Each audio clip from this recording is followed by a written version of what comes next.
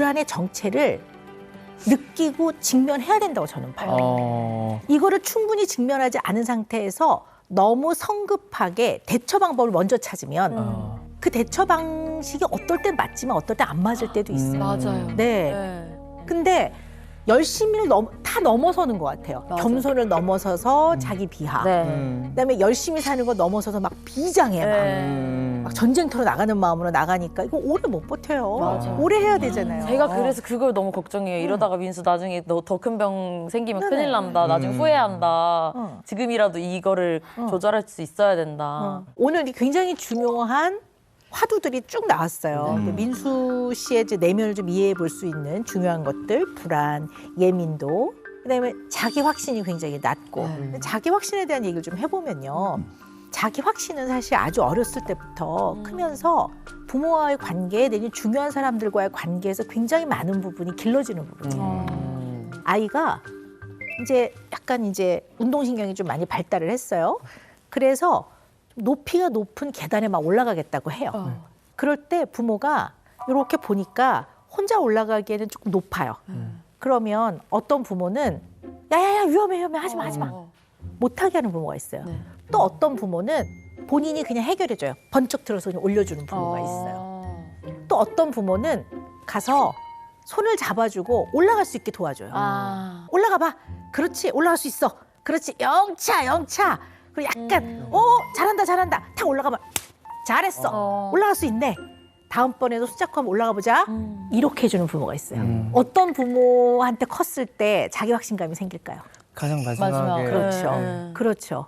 그럼 민수 씨는 어쩌면 이런 부분에서 한번 본인의 어린 시절을 한번 잘 생각을 해보세요.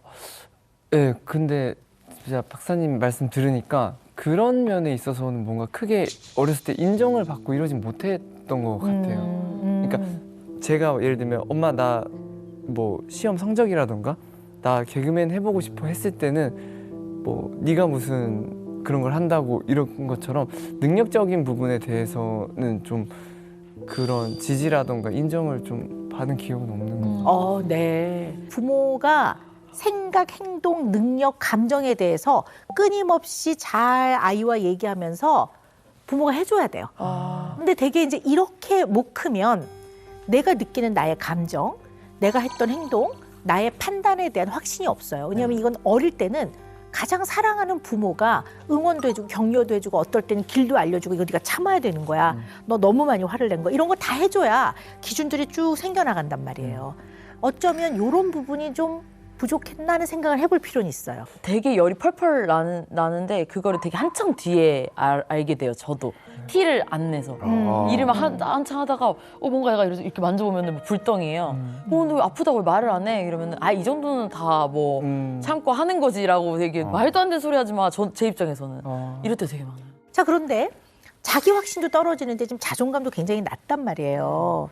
자존감이 낮은 사람들은요, 내 주변에서 일어나는 사실은 나와는 관계가 없는 그냥 의미 없는 것들마저도 다 나하고 관련이 있다고 생각해요. 이런 것들을 관계사고라고 해요. 관계사고? 관계사고. 처음 들어봐요. 자존감이 많이 떨어져 있고 굉장히 본인의 약한 면이 건드려져서 다뤄내기 어려울 때는 관계사고가 생겨요. 그러니까 우리 민수 씨 가끔 그러잖아요. 네. 관련 없는 건데 뭐 맞아요. 예를 들어 뭐 우리 PD님이 이렇게 하면 내 얘기가 재미없다. 표정이 왜 안 좋지? 네. 맞아요. 그게 이제 나하고 관련이 없는 것임에도 불구하고 있다고 느끼는 거죠. 이런 것도 어떨 땐 있으신 것 같아요. 맞아요. 있어요. 이런 적 있으세요? 네, 있었던 것 같아요. 좀 많은 것 같아요. 많아요. 그러니까 많아. 대체적으로 그렇게 생각 안 하려고 하는데 전 만에 하나라는 얘기를 나한테 하거든요. 그런 것처럼 만에 하나 혹시 내 그 행동이 불편해서 그러셨던 걸까? 이런 얘기를 사실 이름과 성을 모르면 직접적으로 아는 사이가 아니기 때문에 어떤 상황을 다 나하고 직접적으로 관련이 있다고 생각하시는 건 좀 무리수가 있다고 보는 거예요. 네. 의미 없는 거에 너무나 많은 시간과 에너지를 소모하고 있잖아요. 맞아요. 하루 종일 맞아. 가고 막 그걸 계속 생각하고 네. 혼자 막 동굴에 들어가니까. 맞아요. 예를 들어 이제 아빠가 조금 자존감이 낮아요. 네. 근데 애가 일요일에 아빠가 집에 있는데 밖에 나갔다 들어오더니 엄마 어디 계세요? 이래요. 그냥 엄마를 뭐 얘기할 게 있거나 아니면 엄마가 안 보이니까 궁금해서 물어본 건데 자존감이 낮은 부모는 얘는 엄마만 소중한가? 나는 얘한테서 뭐 어떤 의미지 막 이래요.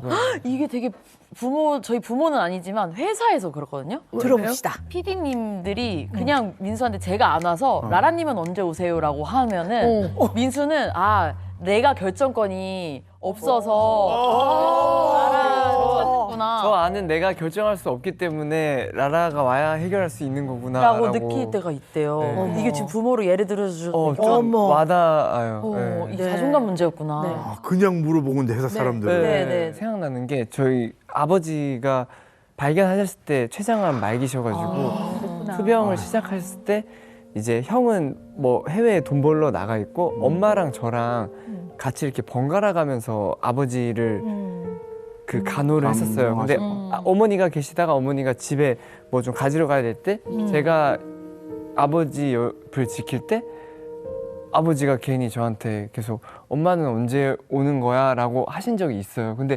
아버지가 제가 옆에 있는 게 너무 불안하고 빨리 엄마가 와야 든든하기 때문에 물어보셨다라고 저는 생각하고 있었거든요. 아들 고생시키는 그 느낌 때문에 여쭤보신 것 같은데 네. 너무나 고생시키기 싫어. 저는 그래서 평생 아직도 아버지가 11년도에 아마 돌아가셨을 건데 그때도 내가 아버지께 참 믿음을 못 준 아들이구나라는 걸 계속 나를 못 믿는구나, 믿었지 않아 하는구나 이렇게 가지고. 아직도 지금 그렇게 생각하세요? 네, 왜냐면 그때 뭐 상황적으로 그런 좋은 모습 보여드리지도 못해요. 그때 이제 약간 IMF 때문에 여행사를 하셨는데 여행사를 크게 하셨는데 그때 다 빚이었던 거예요. 그래서 평생 학창 시절에 계속 가난했어요. 저는 그때 너무 어린 나이에 깨달았어요.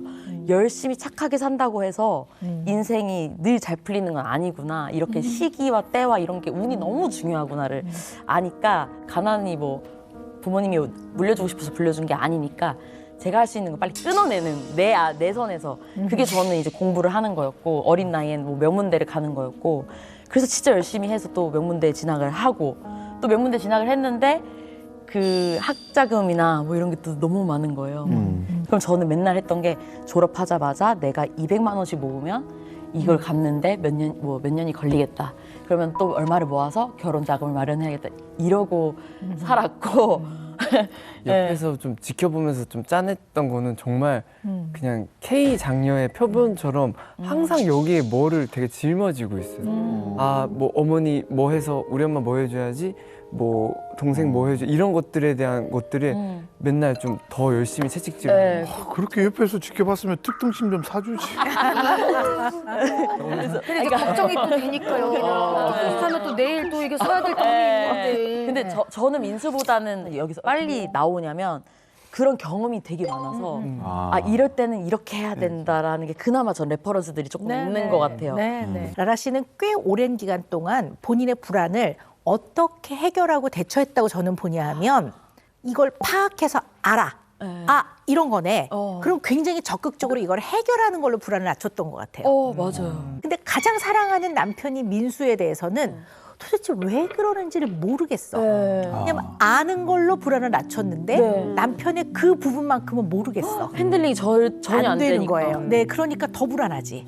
그러니까 두 분이 서로 다른 불안을 좀 갖고 있다고 볼 수가 있거든요. 그런데 가족 관계도 좋고 또 나름 또 강인한 면도 있고 단단하게 잘 버텨내는 면도 있고 그렇긴 한데 한 인간으로 보자면 라라라는 한 인간으로 봤을 때는 마음에 비빌 언덕이 좀 없었을 수 있다고 봐요. 네, 맞아요. 꿋꿋해야지만 나답다고 생각을 하면 이 라라 씨한테는 연인 내지는 배우자는 내가 가장 이 마음을 좀 터놓고 마음과 생각을 터놓고 소통하고 서로 알아가는 게 비빌 언덕이라고 생각했을 것 같아요. 그래서 이 사람은 라라라는 사람은 가까운 사람, 가장 가깝고 의미 있는 사람은 지금 남편입니다. 이 가깝고 의미 있는 사람과 생각과 마음을 나눠야지만 행복한 사람이에요. 이걸 못 나누면 외로워지는 사람이에요. 못 나누면 외로워요. 조금 그쵸. 미안한 감정이 서로 드는 게 싫으니까 시간을 점점 갖고 제일 걱정되는 건 제가 그러다가 점점 진짜 이게 멀어질까봐가. 회피되고. 맞아. 민수 씨는 다른 사람은 몰라도 배우자인 라라 씨한테만큼은 정말 강력한 신뢰를 하셔야 될 것 같아요. 아, 라라가 나한테 어떠한 말투로 말해도 라라는 나를 사랑해. 그렇게 강력한 신뢰를 가지면 저렇게 말하니까 나를 좀 안 좋아하는 거 아니야? 이런 생각 안 든단 말이에요. 다른 사람한테까지는 아직 얘기 안 하겠어요. 라라한테만큼은 그렇게 생각하셔야 될 것 같아요. 네. 이 신뢰를 바탕으로 점점 폭을 넓혀 가셔야 될 것 같아요.